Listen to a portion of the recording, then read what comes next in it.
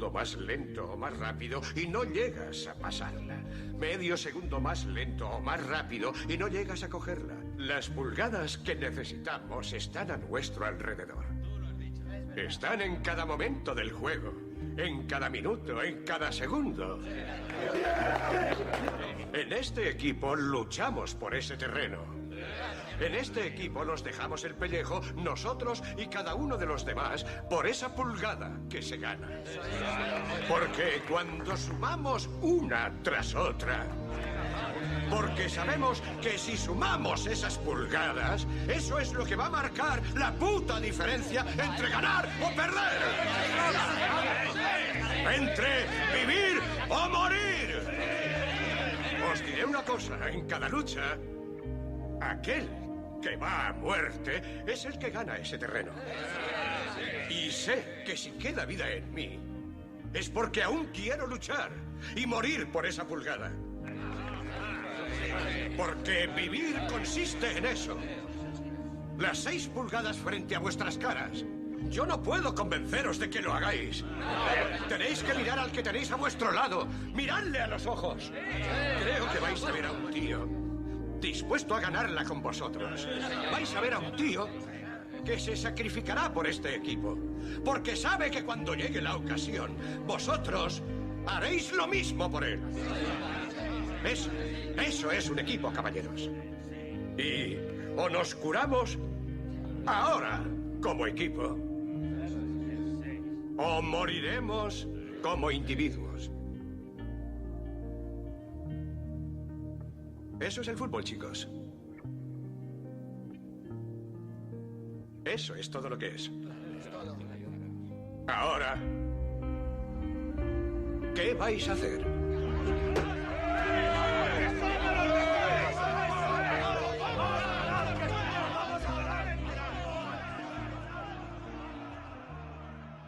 Paramount Radio.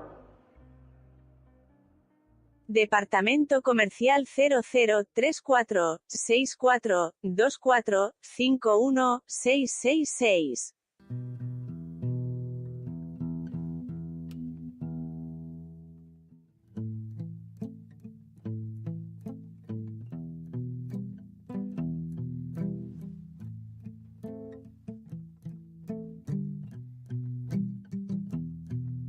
It's one of those things that it's tough to answer when you ask an artist why they decide to be an artist.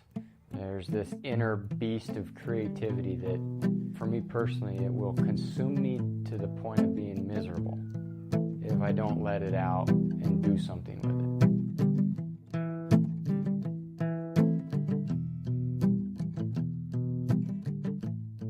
I've always wanted to work in Hollywood ever since I was a little kid, you know, enamored with animated films and movies, and always wanted to work in that industry. Ryan really has this deep, rich background. He started off in special effects at Warner Brothers doing hand-drawn animation. So he was animating like explosions on Osmosis Jones. He was animating like body fluids and other crazy things that happened.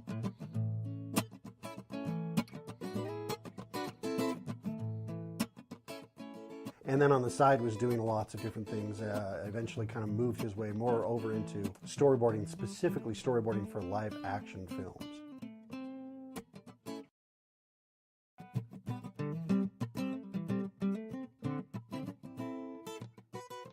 I really enjoyed working on some of those films, and I felt like I was doing okay, and I had a good network of people, and probably could have had a sustainable career for many years, but that little itch to do something unique, something different, and, you know, kept biting at me, and it's kind of the reason why I left.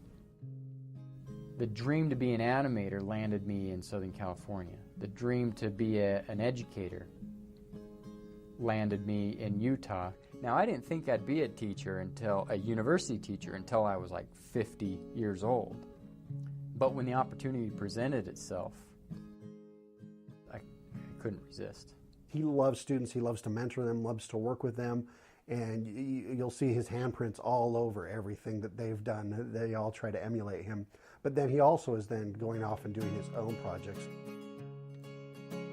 I had just finished working on storyboards and animatics for Cowboys and Aliens, and oh, what an awesome project. So much fun to work on, so much fun to draw. When it was over, I was ready to do something different.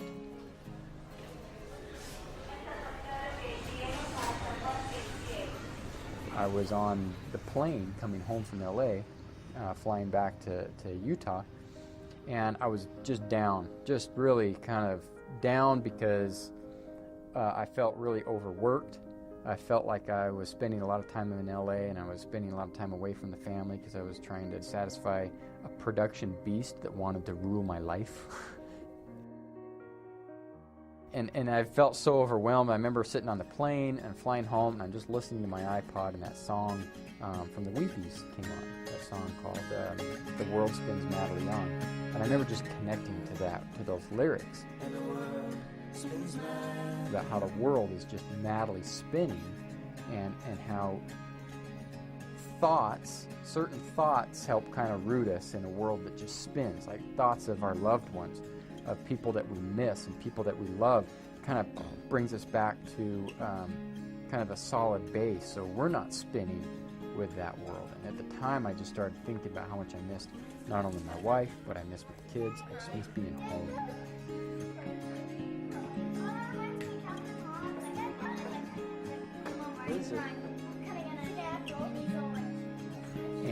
And that's when I thought, I've got to do something with that. I've got to make a short film that relates to that emotion. And I wanted to do it with dance because my kids were so into dance, and I myself love watching contemporary dance.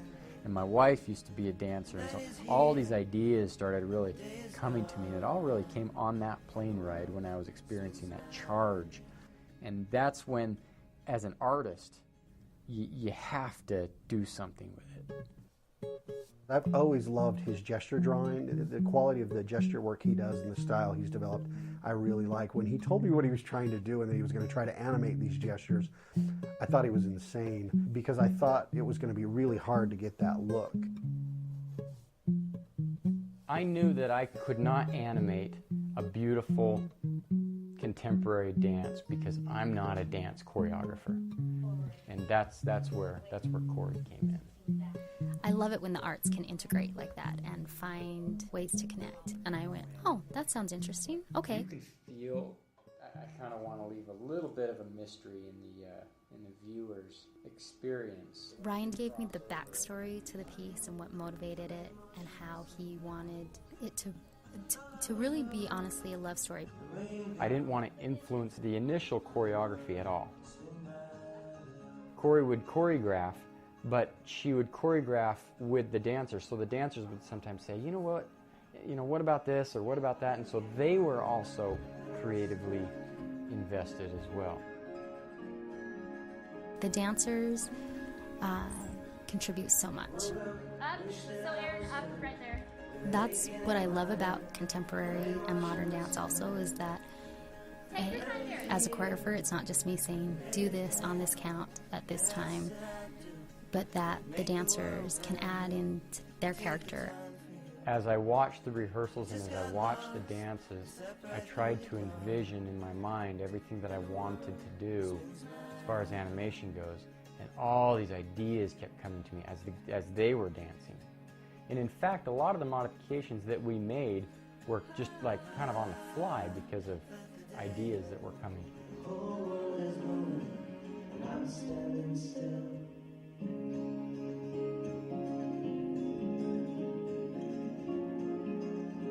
I knew I had a big task in front of me, 2.5 minutes worth of animation, 24 frames per second.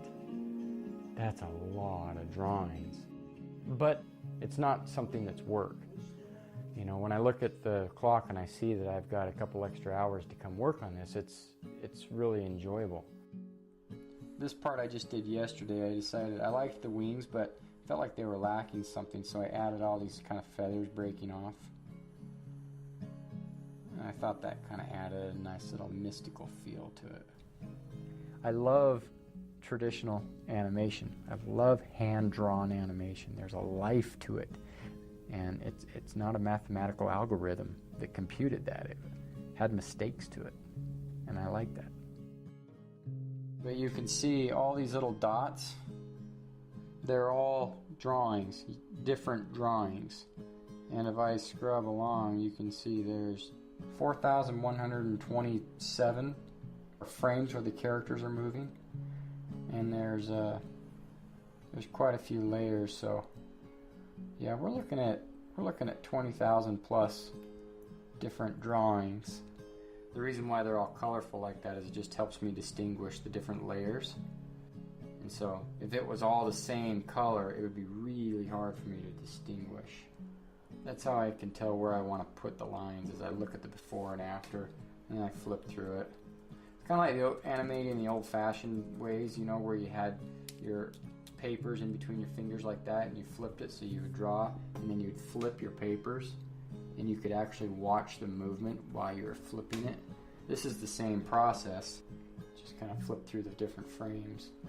Ryan's film is very silhouette driven. It's very much about the figure, but it's from a distance, which is interesting because quite often in animation or film, if we want to show an emotion or we go in tight, we go in close on an expression. I didn't want to do any of that.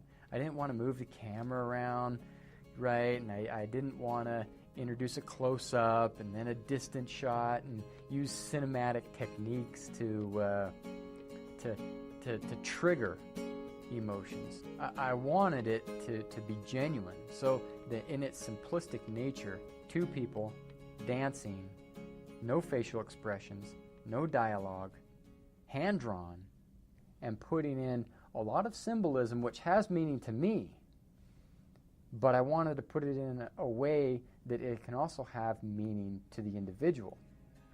So when they watch it, they could say, wow, that person, that's my ex-boyfriend, or that's my ex-girlfriend, or that's my spouse for 50 years, or that's the individual I'm having a long-distance relationship with, and then let people feel what they want to feel. Obviously, I'm thrilled with his piece. But what, more than just animated gestures, I thought was so great was how he incorporated things that are part of his professional career throughout, whether it's the design elements or even the effects animation that he's added into the film. And I love the way he varies timing. Things go from slow to fast. Stuff is lightweight and then it has weight. There's a real sort of ebb and flow to it, which connects to his thematic elements in the film. It's a fresh take on using animation in an artistic way, not a commercial way, but in a way to express, internal struggles, ideas, beliefs, deeper themes. Ryan's going in that direction, so it's interesting to see kind of how he's finding his way. Working in the industry, I couldn't get away with this. You could not decide to, add in all kinds of interpretable information to Spider-Man, right? He's Spider-Man. Doing a film like this is super exciting for me personally because it's such a deviation.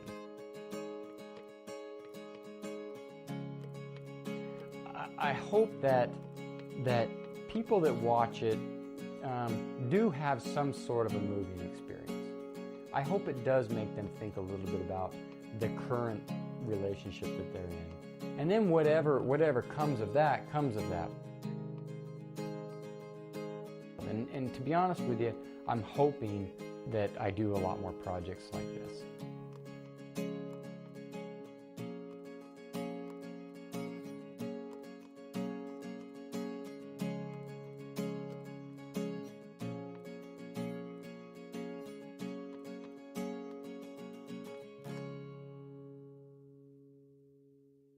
Paramount Radio.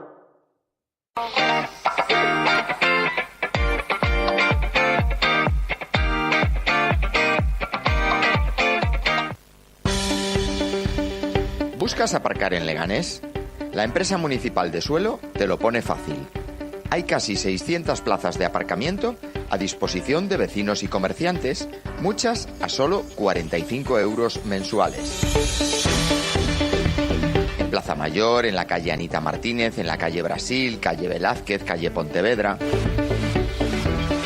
Algunas plazas de garaje tienen opción a compra desde 60 euros mes. También hay bonos para que los comerciantes ofrezcan parking gratuito a sus clientes. Aparcar